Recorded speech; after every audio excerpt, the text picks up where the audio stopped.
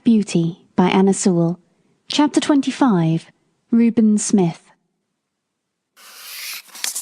Now I must say a little about Ruben Smith, who was left in charge of the stables when York went to London. No one more thoroughly understood his business than he did, and when he was all right, there could not be a more faithful or valuable man. He was gentle and very clever in his management of horses, and could doctor them almost as well as a farrier, for he had lived 2 years with a veterinary surgeon. He was a first-rate driver. He could take a 4 in hand or a tandem as easily as a pair. He was a handsome man, a good scholar, and had very pleasant manners. I believe everybody liked him. Certainly the horses did. The only wonder was that he should be in an under situation, and not in the place of a head coach like York.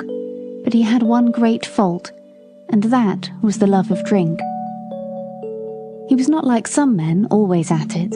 He used to keep steady for weeks or months together, and then he would break out and have a bout of it, as York called it, and be a disgrace to himself, a terror to his wife, and a nuisance to all that had to do with him.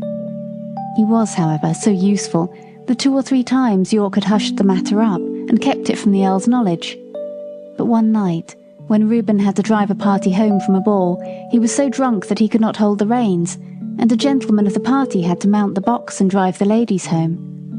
Of course this could not be hidden, and Ruben was at once dismissed. His poor wife and the little children had to turn out of the pretty cottage by the park gate and go where they could. Old Max told me all this, for it happened a good while ago, but shortly before Ginger and I came, Smith had been taken back again. York had interceded for him with the Earl, who is very kind-hearted, and the man had promised faithfully that he would never taste another drop as long as he lived there.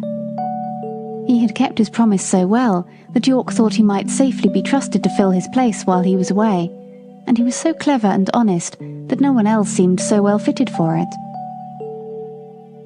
It was now early in April, and the family was expected home sometime in May. The light brown was to be fresh done up, and as Colonel Blantyre was obliged to return to his regiment, it was arranged that Smith would drive him to the town in it and ride back. For this purpose he took the saddle with him, and I was chosen for the journey. At the station, the Colonel put some money into Smith's hand and bid him goodbye, saying, "Take care of your young mistress, Ruben, and don't let Black Auster be hacked about by any random young prig that wants to ride him. Keep him for the lady." We left the carriage at the maker's, and Smith rode me to the White Lion, and ordered the hostler to feed me well and have me ready for him at 4 o'clock. A nail in one of my front shoes had started as I came along, but the hostler did not notice it till just about 4 o'clock. Smith did not come into the yard till 5, and then he said he should not leave till 6, as he had met with some old friends. The man then told him of the nail, and asked if he should have the shoe looked to. "No," said Smith, "that will be all right until we get home." He spoke in a very loud, off-hand way, and I thought it very unlike him not to see about the shoe, as he was generally wonderfully particular about loose nails in our shoes. He did not come at 6, nor 7, nor 8, and it was nearly 9 o'clock before he called for me, and then it was with a loud, rough voice. He seemed in a very bad temper, and abused the hostler, though I could not tell what for.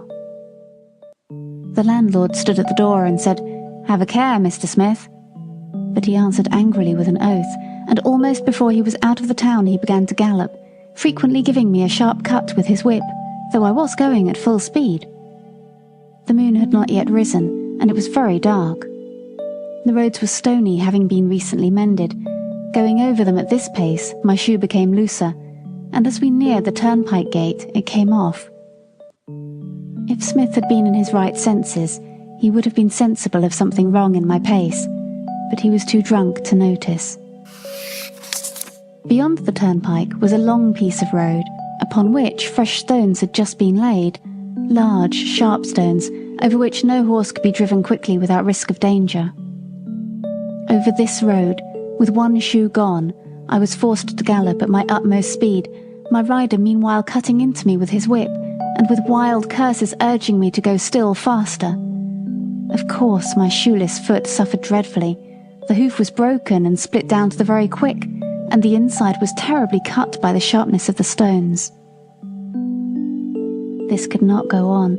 No horse could keep his footing under such circumstances. The pain was too great. I stumbled and fell with violence on both my knees.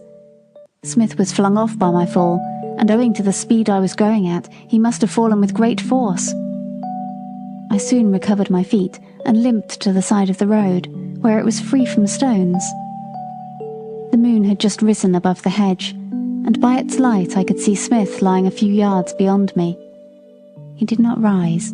He made one slight effort to do so, and then there was a heavy groan. I could have groaned too, for I was suffering intense pain, both from my feet and knees, but horses are used to bear their pain in silence. I uttered no sound, but I stood there and listened. One more heavy groan from Smith, but though he now lay in the full moonlight, I could see no motion. I could do nothing for him nor myself, but oh, how I listened for the sound of horse or wheels or footsteps.